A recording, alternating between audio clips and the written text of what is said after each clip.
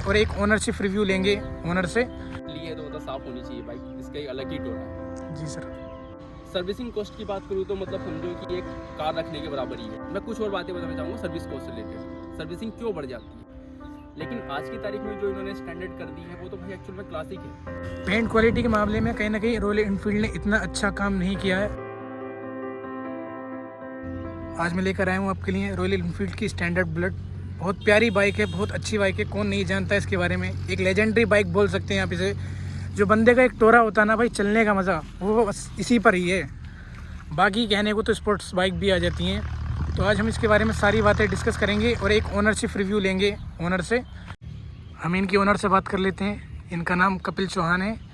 तो सर, आपने ये बाइक कब परचेज़ की थी? बाइक भाई मैंने परचेज़ की है सितंबर 2022 में परचेज़ की है। और सर, आप कितने की पड़ चुकी है आपको ये बाइक? ये बाइक मुझे पड़ी थी 1,92,000 की पड़ी थी टोटल। अच्छा सर, काफ़ी अच्छी चॉइस है सर आपकी। थैंक यू सर, आपका ड्राइविंग एक्सपीरियंस कैसा रहा इस बाइक पर? ड्राइविंग एक्सपीरियंस अच्छा है, क्योंकि इससे पहले जो पुरानी बाइक यूज़ कर रहा था वो ग्लैमर था। तो ग्लैमर 125 सीसी की थी, तो उससे तो टच बहुत ज़्यादा बेटर है ड्राइविंग एक्सपीरियंस। सर, आपने कितने किलोमीटर कवर डिस्टेंस कर चुके हैं आप इससे? डिस्टेंस ये अभी देखो 17,956, मतलब ऑलमोस्ट 18,000 चल चुकी है। डिस्टेंस के हिसाब से देखा जाए तो सर, आपने बाइक काफ़ी अच्छी मेंटेन कर रखी है सर। हर तरफ से शाइनिंग मार रही है बंदे की एक। राइट, बुलेट चला हुआ साफ़ ना हो तो फिर मतलब समझ सकते हो। बुलेट ली है तो मतलब साफ़ होनी चाहिए बाइक, इसका एक अलग ही टोना है। जी सर। आप बताना चाहेंगे सर, आपका बाइक एक्सपीरियंस इसमें कैसा रहा?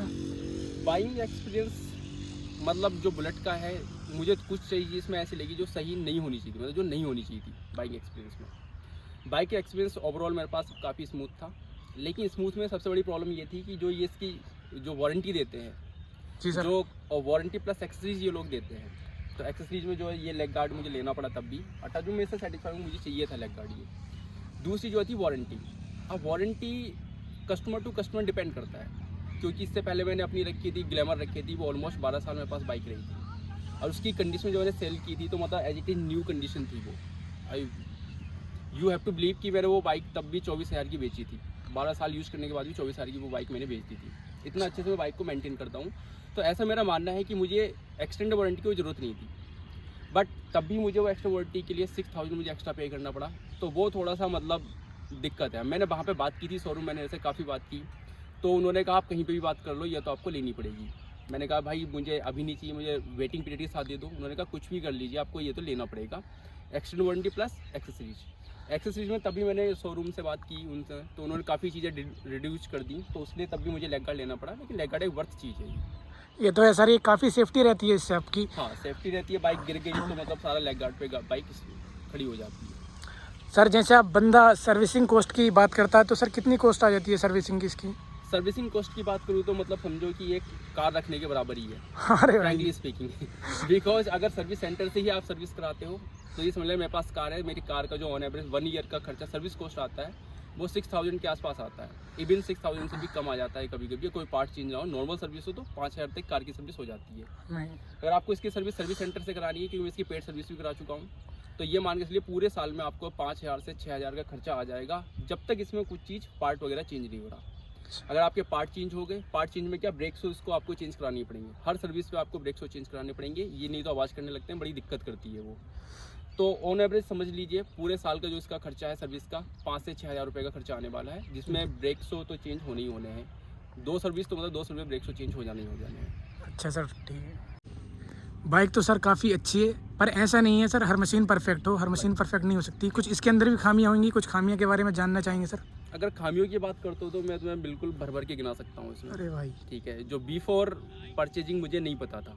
ठीक है, सबसे पहली कमी जो इसके अंदर है पेंट क्वालिटी।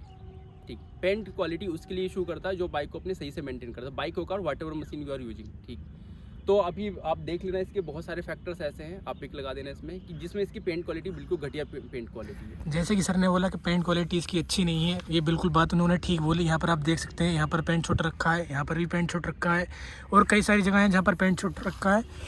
पेंट क्वालिटी के मामले में कहीं ना कहीं रॉयल एनफील्ड ने इतना अच्छा काम नहीं किया है। आप यहाँ पर देख सकते हैं, यहाँ पर भी पेंट छूट रखा है, इनके वायर्स की वजह से हुआ है यहाँ पर भी, और यहाँ पर भी देख सकते हैं इस साइड में भी पेंट छूट रखा है। इसका पेंट क्वालिटी थोड़ा अच्छा भी कर सकते थे रॉयल इनफील्ड वाले।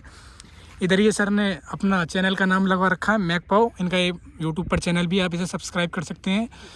बाकी ओवरऑल बाइक चलने में काफ़ी अच्छी है, काफ़ी ठीक है। दूसरी इसकी सर्विसिंग, मैंने अपने एरिया का कोई भी ऐसा सर्विस सेंटर नहीं छोड़ा, चाहे यूपी हो चाहे उत्तराखंड हो, जिस पर मैंने इसकी सर्विस ना कराई हो। मेरी एक बहुत बड़ी प्रॉब्लम है कि ये बाइक चलते चलते बंद हो जाती है, बट टिल द डेट उस प्रॉब्लम का कोई भी सोल्यूशन नहीं है। अभी तो फिलहाल विंटर्स चल रहे हैं, तो विंटर्स में तो ये कि बाइक बंद नहीं होती है। नहीं तो इसकी सबसे बड़ी ड्रॉबैक है, मैंने हर जगह बात कर ली है, इनके हेडक्वार्टर में सब जगह मेल कर लिया, बट कहीं से कोई भी रेस्पॉन्स नहीं आया है। तो ये चलते चलते बंद हो जाती है, जो कई बार मैं एक्सीडेंट से भी बच चुका हूँ इसको। बट इसका सोल्यूशन किसी के पास भी नहीं है। ये मैंने रॉयल इनफील्ड को दिखाया, ये मैंने इनके मतलब बाहर भी मैकेनिक से मैंने बात कर ली थी, तो रॉयल इनफील्ड वाले तो कह रहे हैं कि भाई पेट्रोल कम रखा करो इसमें। तो भाई 350 सीसी की बाइक है ये, पेट्रोल भी पेट्रोल टैंक की कैपेसिटी भी ज़्यादा नहीं है, मात्र 13 लीटर की कैपेसिटी है। पेट्रोल ही कम रखोगे तो भाई चलेगी कितनी फिर ये, 35 से 40 का इसका एवरेज है। तो वो एक मुझे मतलब वर्थ पॉइंट नहीं लगा। ठीक, तो उन्होंने कहा कि बैपर बन जाती है, बट वो कोई सोल्यूशन मुझे लग नहीं रहा। बट स्टिल इन विंटर्स में भी अगर इसको मैं लंबा ड्राइव कर लेता हूँ 150 किलोमीटर के आसपास, तो तब भी ये मिसिंग प्रॉब्लम करने लगती है, उसका कोई सोल्यूशन मुझे अभी तक नहीं मिल रहा है। तीसरी प्रॉब्लम ब्रेक शो की मैं अभी बता रहा था। ब्रेक शो तो इसके समझ लो, जबकि मेरी ऐसी हार्ड ब्रेकिंग नहीं है, हार्ड ब्रेकिंग का हो गया तो फिर मतलब मेरा फ्रंट जो है ब्रेक शो वो भी चेंज होना चाहिए था, जबकि वो डिस्क है वो अभी तक चेंज नहीं हुआ। लेकिन रियर में इसके 2 बार चेंज करा चुका हूँ। 18,000 में 2 बार ब्रेक शो चेंज हो गए, और हो सकता है कि मैंने थोड़ा सी लापरवाही कर ली होगी, तो नहीं तो 3-4 बार ये चेंज हो चुके होते ब्रेक शो। और उसका रीज़न है, चले ब्रेक शो एक ऐसी प्रोडक्ट है कि जो हैवी बाइक है, ड्रम ब्रेक है, तो जब ब्रेक लगाओगे तो वो ज़्यादा उसकी टेयरिंग होती है, टेयरिंग वेयरिंग होती है। ठीक, लेकिन जो सबसे ज़्यादा मैं इसमें परेशान हूँ, सबसे ज़्यादा परेशान मैं इसके उसी प्रॉब्लम से लेके हूँ, चलते चलते बंद हो जाती है।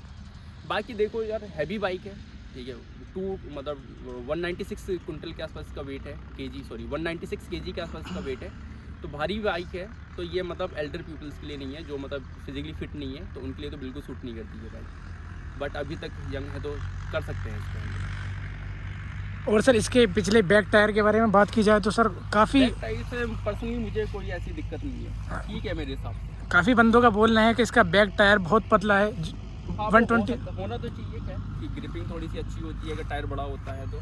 बट मेरा ऐसा कोई इशू नहीं है, वो मैंने बोला ना, वो उन्हीं लोगों के लिए है जो ज़्यादा राइड फास्ट। मैं कुछ और बातें बताना चाहूँगा सर्विस कॉस्ट से रिलेटेड, सर्विसिंग क्यों बढ़ जाती है। अब वो देखो यार, एक तो इसकी थ्रोटल वॉल्व हर बार चेंज करते हैं। मैं कहा भाई करो, चेंज करो, कोई दिक्कत नहीं है, लेकिन करना है क्या भाई, ये बस एक पाइप निकालना है और उसमें स्प्रे मारना है।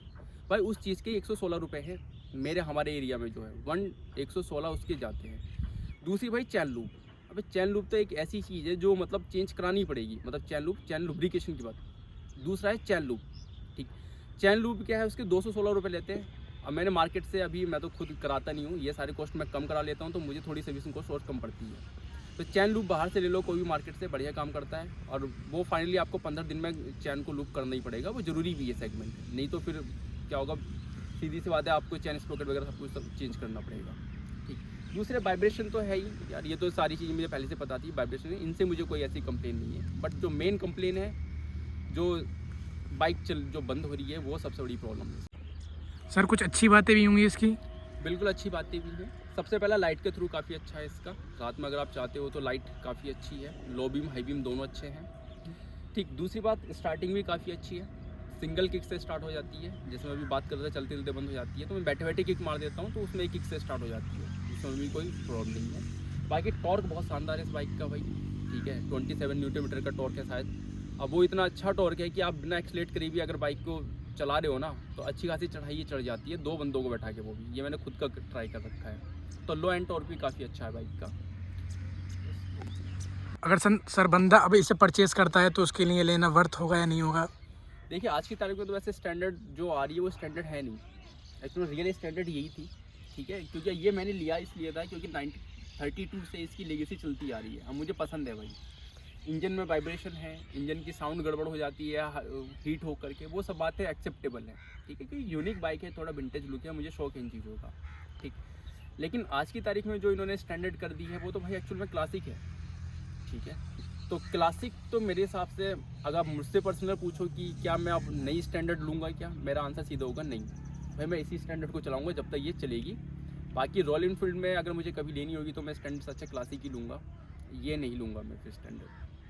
अच्छा सर, आपका अगर इसके बाद कुछ दूसरा ऑप्शन देखा जाए बाइकों में, तो आपको क्या ओपिनियन, मतलब कौन सी बाइक आपको पसंद आती है? अब देखिए, अब नई अगर मुझे बाइक लेनी पड़ी है, ऑप्शन अगर बात करते हैं, तो अब सीधी सी बात है, 350 सीसी चला दी है, तो इससे नीचे जो बाइकें मैं चलाता हूँ, जैसे कि मेरे घर पे दूसरी बाइक्स भी हैं, तो उन बाइकों में तो बैठने में मज़ा नहीं आता, मतलब चलाने में थोड़ा सा फील होने मज़ा नहीं आता। तो ऑब्वियसली बात है, इसी के कॉम्पिटिटिव या इसके हायर सेगमेंट पे मूव ऑन करेंगे, जो भी बाइक होगी देखते हैं इन फ्यूचर। बाकी इस वीडियो के लिए इतना ही, मिलते हैं अगली वीडियो में। जब तक आप बने रहिए हमारे साथ, हम आपके लिए अच्छे से अच्छा कंटेंट लाते रहेंगे। अगर आप चैनल पर नए हैं तो प्लीज़ चैनल को सब्सक्राइब कीजिए, बेल आइकन प्रेस कीजिए और वीडियो को लाइक कीजिए।